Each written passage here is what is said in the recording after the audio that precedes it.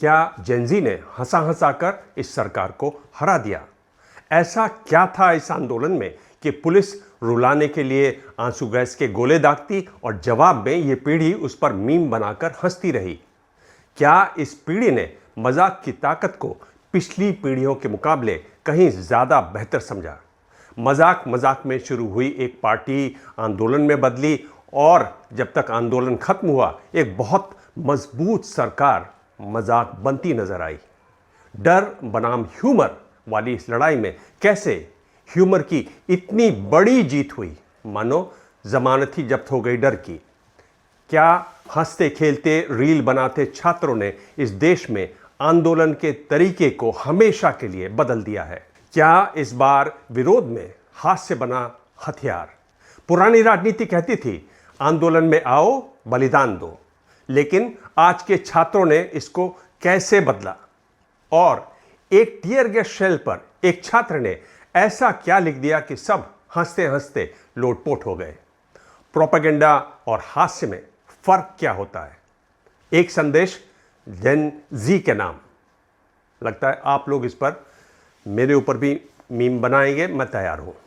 और कैसे जेन जी ने बिहार में जन्मे दुनिया भर में मशहूर लेखक, सोचिए बिहार में जन्मे दुनिया भर में मशहूर लेखक की एक लाइन को मौजूदा स्थिति पर पूरी तरह से फिट बैठा दिया, ये बताऊंगा मैं आगे। इन सब पर आज अभी होगी बात। नमस्कार, मैं हूं दिबांग, आप देख रहे हैं दिबांग ऑफिशियल। आप बेल जरूर बजाएं, बेल तभी बजेगी जब आप इसको सब्सक्राइब करेंगे। ऐसा टीयर गैस की व्यवस्था नहीं है। 20 जुलाई की तस्वीरों में एक तरफ पुलिस थी, हाथ में लाठियां थीं, आंसू गैस के गोले थे, बैरिकेड था। दूसरी तरफ छात्र, किसी ने हेलमेट लगा रखा था, कोई स्पाइडरमैन बनकर आया था, कोई कॉकरोच बना हुआ था। सबने अपने फोन के कैमरे खोले हुए थे। पुलिस ने सोचा होगा आज इनको सबक सिखाया जाएगा। फिर क्या था, पुलिस ने इनको डंडे लेकर दौड़ाना शुरू किया। ये लोग भागे, खूब भागे। पुलिस को लगा डर गए, घर गए। लेकिन शाम तक जेन जी ने वीडियो एडिट करके लिखा, दिल्ली पुलिस को कार्डियो कराने के लिए धन्यवाद। किसी ने छात्रों के पीछे भागती पुलिस के वीडियो पर भाग मिल्खा भाग फिल्म का गाना लगा दिया।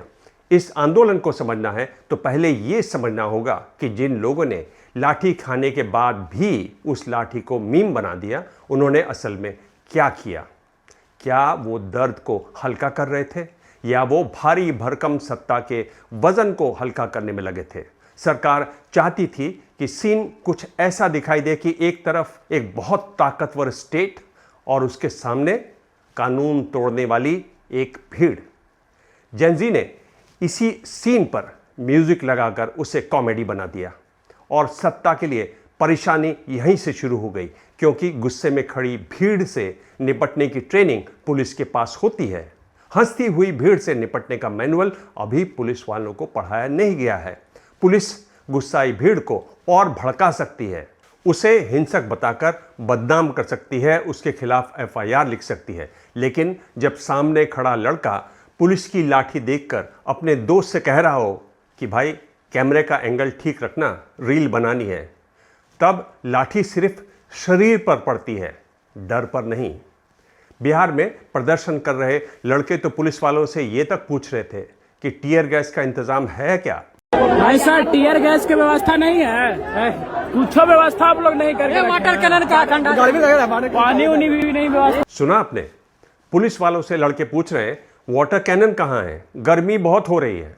और फिर Bihar is not for beginners के टैग के साथ एक वीडियो वायरल होने लगा, लोग हंस हंस के लोटपोट हो गए। इतना सब बहुत सहजता से पुलिस की मार के बीच जेन जी मजाक ढूंढते रहे।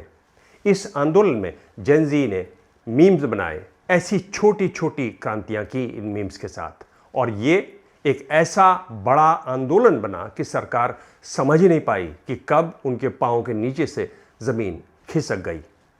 कई मीम्स तो बहुत मजेदार बनी, उनके बारे में बताऊंगा आगे। पहले बात जॉर्ज ऑरवेल की। जॉर्ज ऑरवेल ने कहा, every joke is a tiny revolution. हर मजाक अपने आप में एक छोटी सी क्रांति होता है।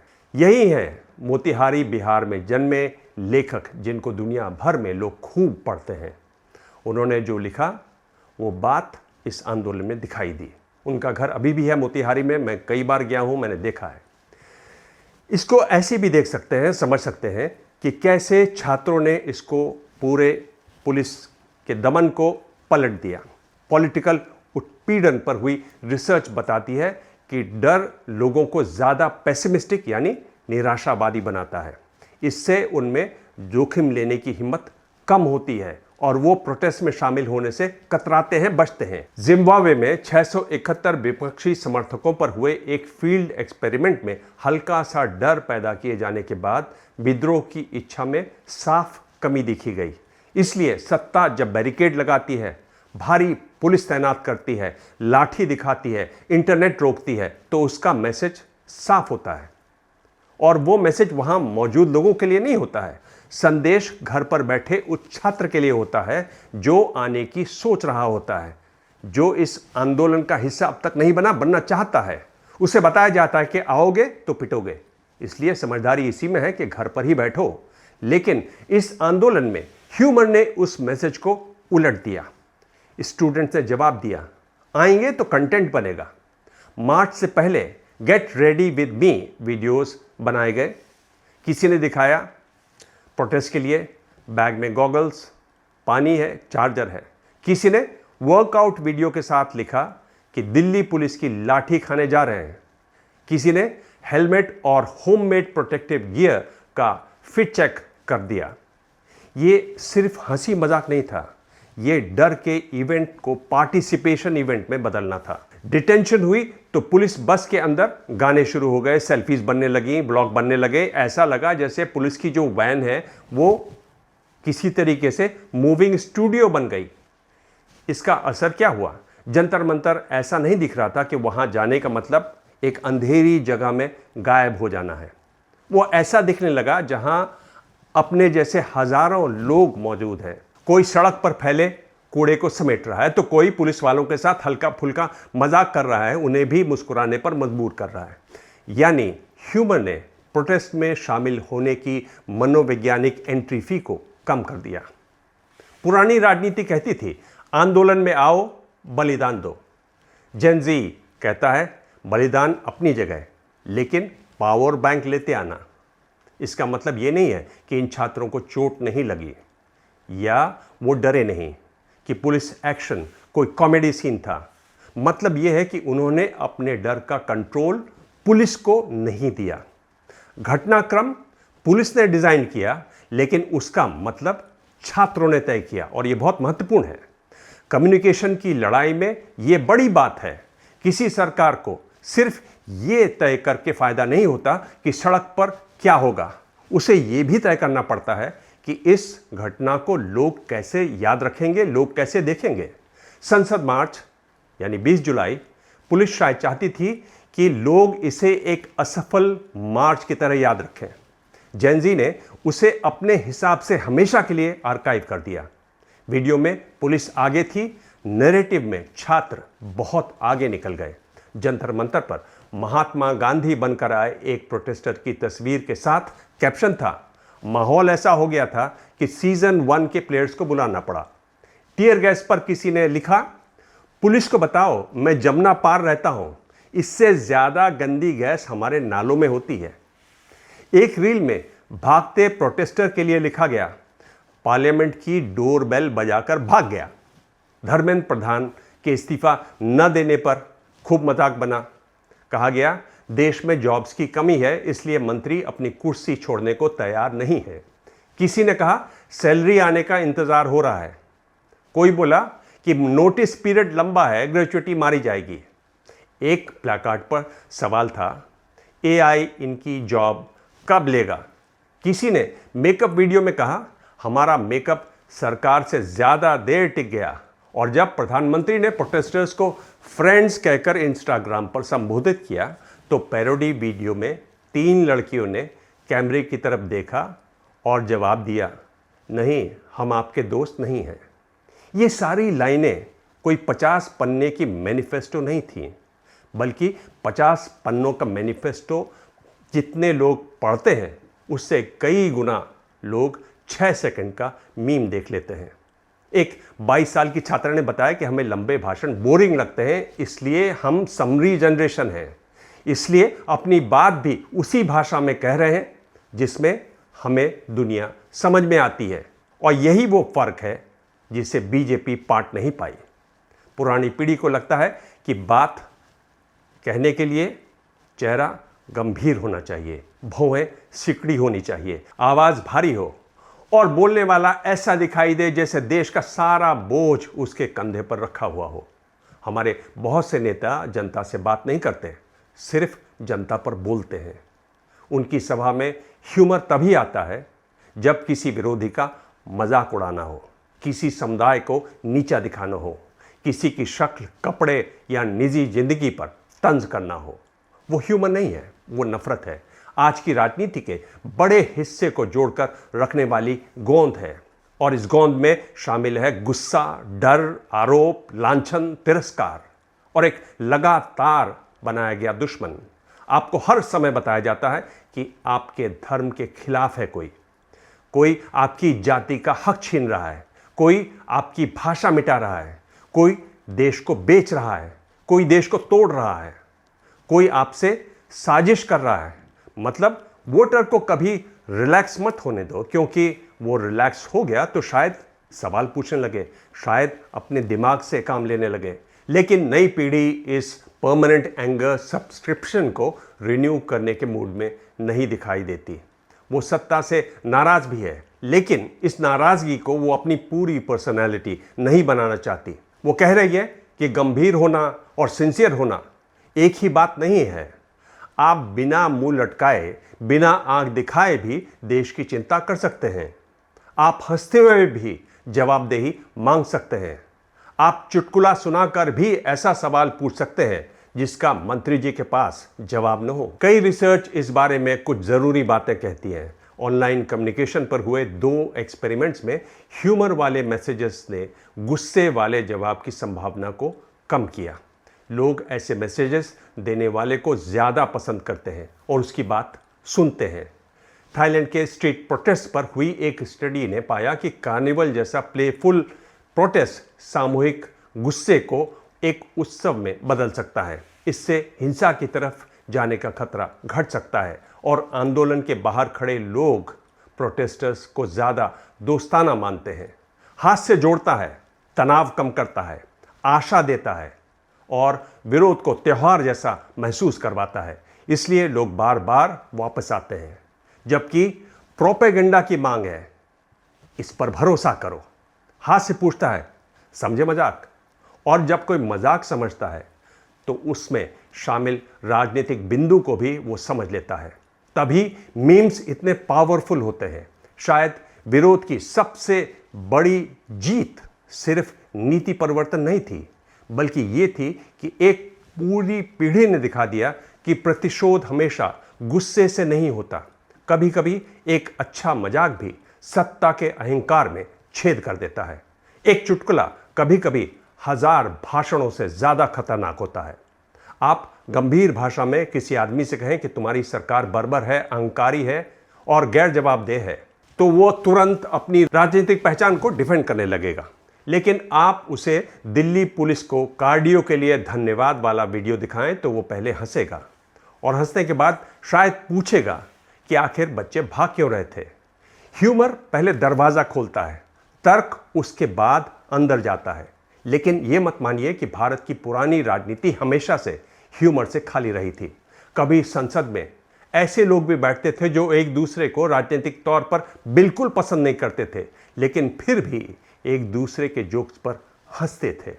राम मनोहर लोहिया ने पंडित नेहरू पर एरिस्टोक्रेट यानी रईस होने का तंज करते हुए कहा कि वो साबित कर सकते हैं कि प्रधानमंत्री के दादा मुगल दरबार में चपरासी थे। नेहरू ने जवाब दिया, मुझे खुशी है कि माननीय सदस्य ने आखिर मान लिया कि मैं आम आदमी हूँ।